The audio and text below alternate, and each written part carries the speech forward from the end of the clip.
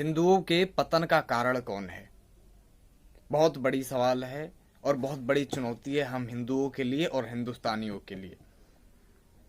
क्योंकि हिंदुस्तान तब तक है जब तक हिंदू है, हिंदू नहीं तो हिंदुस्तान नहीं। इसका नाम बदलकर बाबर, तुगलक, औरंगजेब, खिलजी, कसाब, बुरहान बानी, इन जैसे आक्रांताओं के नाम पर रख दिया जाएगा। इस हिंदुस्तान का नाम भी बदलकर ना इन आक्रांताओं के नाम पर रख दिया जाएगा। यकीन मानिए, अगर इस देश से हिंदू खत्म हो गया तो। और हिंदू और हिंदुत्व को अगर किसी से खतरा है, अगर लगता है कि हाँ हिंदू और हिंदुत्व बदनाम हो रहा है, पीछे छूट रहा है, तो उसका कारण एक ही है, वो है चित्रलेखा, वो है बाबा मुनि मुरारी, लौड़ा गिरधारी, झांटा साहब लंडोरी। समझ रहे हैं ना? खैर, इनके बारे में बात करते हैं। तो ये जितने ढोंगी और पाखंडी हैं जो व्यास गद्दी की पीठ पर बैठकर और ढोंग पाखंड कर रहे हैं, व्यास गद्दी प्रवचन सुनाने के लिए है, व्यास गद्दी जो है भगवान की महिमा बताने के लिए है, व्यास गद्दी सत्य को सत्य और गलत को गलत कहने के लिए है, व्यास गद्दी वो है जहां भगवान भी उस व्यास गद्दी की आवाज को सुनने आते हैं। सिर्फ मनुष्य नहीं आते, भगवान भी आते हैं सुनने के लिए। व्यास गद्दी वो है जहां पर सिर्फ वो जो गद्दी पर बैठा हुआ है, जो ब्रह्मचारी गद्दी पर बैठा हुआ है, जो प्रत्यक्ष रूप से सुना रहा है कथा को, जो प्रत्यक्ष रूप से अनुभव करा रहा है कि हमारे भगवान ने क्या किया, जो प्रत्यक्ष रूप से बता रहा है कि हमारे पूर्वज, हमारे साधु संत महंत कितने महान थे, जो बता रहा है कि जो आज का दलित है, महर्षि वाल्मीकि के संतान, जिसे आज शूद्र के को बदलकर दलित कर दिया गया, तो चलिए दलित ही बोल देते हैं। तो जो आज का दलित है वो पहले कितना बड़ा ज्ञानी था, ये बताने की आवश्यकता नहीं है, सबको पता है। लेकिन कुछ ढोंगी, ढोंग और पाखंड के नाम पर पता नहीं भगवत गीता बंद कर दो, पता नहीं क्या सुनो, किसकी उपासक बनो, किसकी उपासना करो, किसी की आराधना करो, शुरू करने में लगे हैं कि भगवान के भजन छोड़कर क्या अभी गलत बोल देंगे, बुरा लग जाए, लोग बोलेंगे अभद्र बोल रहा है। हम तो यही कहते हैं कि हम गलत नहीं बोलेंगे, लेकिन कुछ ऐसे हैं जो हमें गलत बोलने पर मजबूर करते हैं, कुछ ऐसे हैं जो हमें मजबूर करते हैं कि हम गलत बोलें, उनके लिए भेदभाव रखें। कुछ ऐसे हैं जो हमें कट्टर बनने पर मजबूर करते हैं। ये तुम्हारा विरोध ही तो है। जब हम सच बोलते हैं तो हमारा विरोध करते हैं। कौन करते हैं? कुछ जिहादी करते हैं, कुछ जिहादी करते हैं हमारा विरोध। जब हम घर से निकलते हैं तो हमें ऐसे देखते हैं जैसे हम उनके जीजा हैं, ऐसे देखते हैं। अब बताइए कहां तक सत्य है ये? क्या सत्य और न्याय यही है कि हम जब घर से निकले तो ये हमें अपना जीजा स्वीकार करे? क्या सत्य ये है कि जब हमारे भाई घर से निकले तो ऐसे घूर घूर के देखे? क्या सत्य ये है कि जब हिंदू अपनी बस्तियों से निकल कर जाए तो पता नहीं ये किसका महीना बीत रहा है, तो ये महीना बीते तो जब मुशरिक को मारो काटो, मतलब जो काफिर है, हिंदू हैं, उन्हें मारो काटो। क्यों काटो भाई?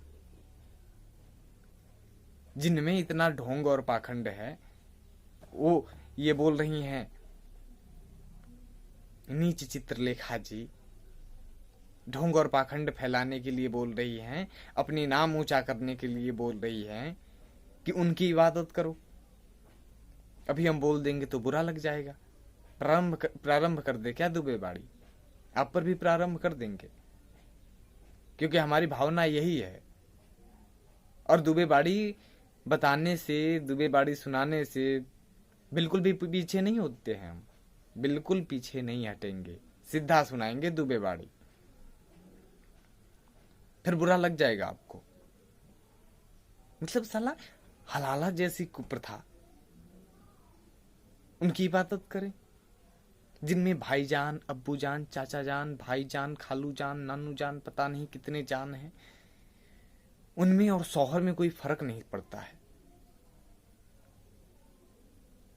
शौहर में और उनमें कोई फर्क नहीं है। अब देखिए, एक मैटर है, स्क्रीन पे चल रहा होगा पेपर की कटिंग, क्योंकि हम फेक खबर नहीं दिखाते हैं, जो वास्तविकता होती है, जो सच होती है, वो दिखाते हैं हम।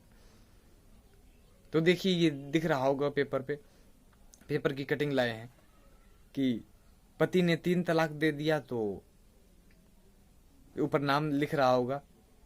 जब पति 3 तलाक दे दिया तो बोला कि हाँ हाँ बेगम जी, आप तो एक काम करिए, फिर अब तो फिर हलाला करवाना पड़ेगा। तो हलाला के लिए किसको भेज दिया? अपने बाबूजी को भेज दिया। माफ करिएगा, बाबूजी नहीं कह सकते, अब्बू जान, अपने अब्बू जान के पास भेज दिया। तो जब अब्बू जान वहां गए, अब्बू जान घर में गए बहू जान के,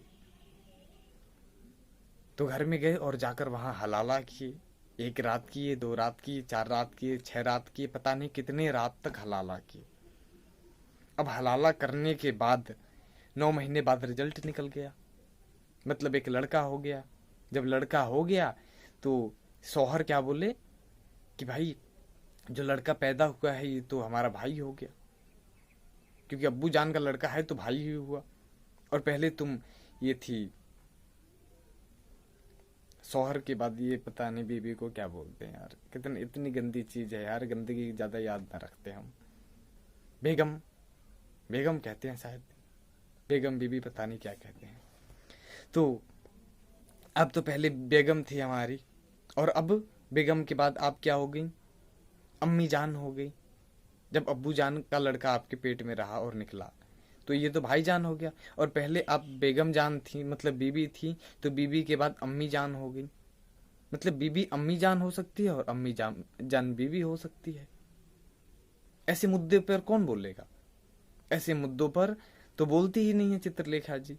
बोलनी चाहिए चित्रलेखा जी को, बतानी चाहिए कि बेगम में और अम्मी जान में फर्क होता है। बेगम को अलग रखिए, अम्मी जान को अलग रखिए।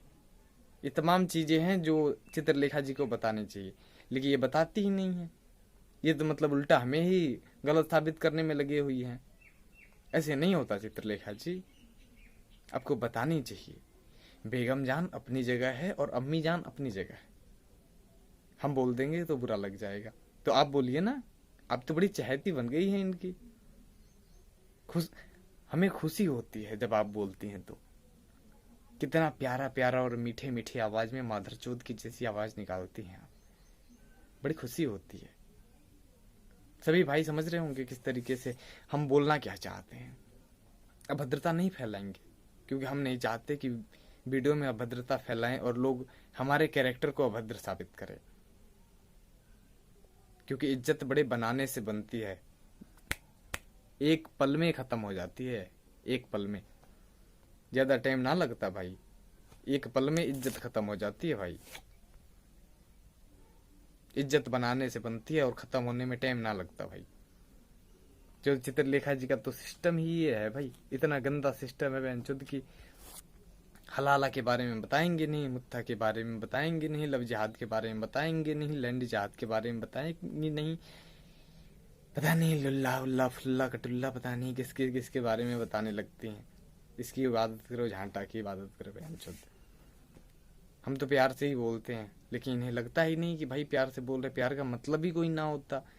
अभी भी टाइम है, अभी भी टाइम है। हमारी प्यारी चित्रलेखा जी, हमारे सर्वस्व हिंदू समाज से आकर माफी मांग लीजिए। हमारे हिंदू धर्म में जितने हैं सबसे हाथ जोड़कर माफी मांगिए कि आपने जो बोला गलत बोला। हाथ जोड़कर माफी मांगिए और आप बताइए कि आप जो बोल रही हैं वो प्रत्यक्ष रूप से गलत बोल रही हैं। आप बताइए कि आपसे बहुत बड़ी भूल हो गई। आप बताइए